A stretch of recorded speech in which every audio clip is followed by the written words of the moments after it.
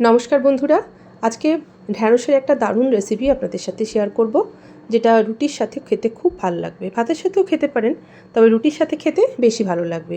একদম নতুন ধরনের রেসিপি। তার জন্য নিয়েছি আমি এখানে ঢ্যাঁড়স। দেখতেই পাচ্ছেন ঢ্যাঁড়সটাকে একদম ছোট ছোট করে কেটে নিয়েছি। ঢ্যাঁড়সটাকে প্রথমে গোটা অবস্থায় ধুয়ে নেবেন, তারপর এইভাবে ছোট ছোট করে টুকরো করে কেটে নেবেন। এখানে মোট 300 গ্রামের মতন ঢ্যাঁড়স আছে। এবার কড়াইয়ের মধ্যে দিয়ে দিচ্ছি সর্ষের তেল। এই রান্নাটাকে আমরা সর্ষের তেলই করব, তবে গিয়ে খেতে বেশি ভালো হবে। তেল গরম হলে আমরা ঢ্যাঁড়সটাকে ছেড়ে দেবো তেলের মধ্যে। এবার ভালো করে ঢ্যাঁড়সটাকে আমরা ভেজে নেব।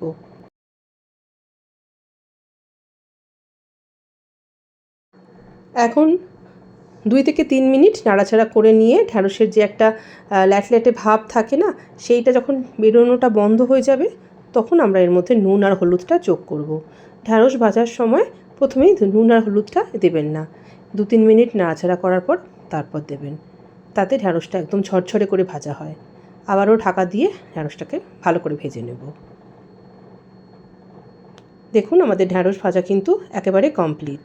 এইভাবে ছোট ছোট করে ঢ্যাঁড়স কেটে ভাজা খেতে আমাদের কিন্তু ভালো লাগে। এটাকেও রুটি দিয়ে খুব ভালো লাগে, তবে আজকে রেসিপিটা আমি একটু অন্যভাবে বানিয়েছি। তো ঢ্যাঁড়স ভাজাটাকে আমি আলাদা করে তুলে রাখছি। এই যে ঢ্যাঁড়স ভাজা, এটা সরিয়ে রাখলাম। এবার ওই কড়াইতে আমি আরও একটু সর্ষের তেল যোগ করব। তারপরে দিয়ে দিলাম 1 মুঠো রসুন কুচি। রসুন কুচিটাকে হালকা একটু ভেজে নেব।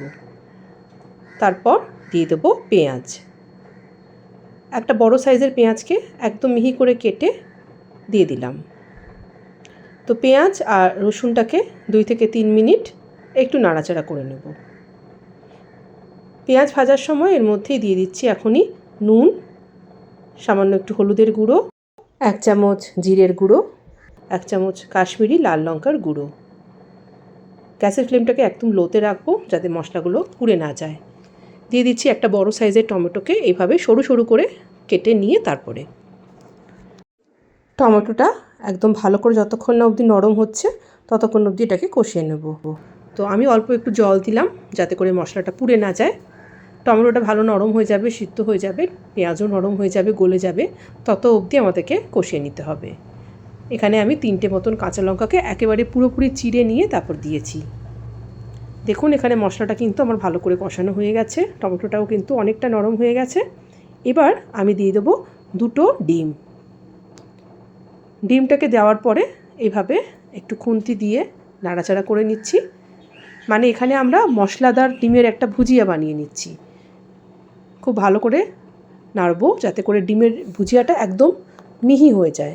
ডিমের টুকরোগুলো যত মিহি হবে তত ভালো লাগবে এই রেসিপিটা। তো এভাবে একটু খুন্তি দিয়ে নাড়াচাড়া করে দেবেন, তাতে করে এটা ভালো করে গুঁড়ো গুঁড়ো হয়ে যাবে।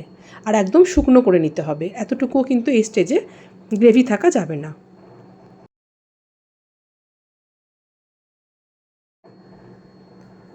ব্যাস আমার এবারে একদম শুকনো শুকনো হয়ে গেছে ডিমের ভুজিয়াটা। এবার ভেজে রাখা ঢ্যাঁড়সটা ছেড়ে দিলাম। ঢ্যাঁড়স ছেড়ে দেওয়ার পরে সব কিছু একসাথে মিক্স করে নিচ্ছি।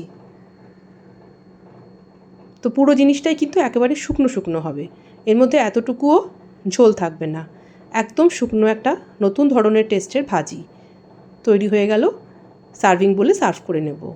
তো গরম গরম এরকম ভাজি বানিয়ে রাত্রিবেলা গরম রুটির সাথে বাড়ির সকলকে পরিবেশন করবেন, আশা করি খুব ভালো লাগবে। রেসিপি ভালো লাগলে এটিকে লাইক, কমেন্ট, শেয়ার করে আর আমার চ্যানেলটিকে সাবস্ক্রাইব করে আমার পাশে থাকবেন। সবাই ভালো থাকুন, সুস্থ থাকুন। নমস্কার।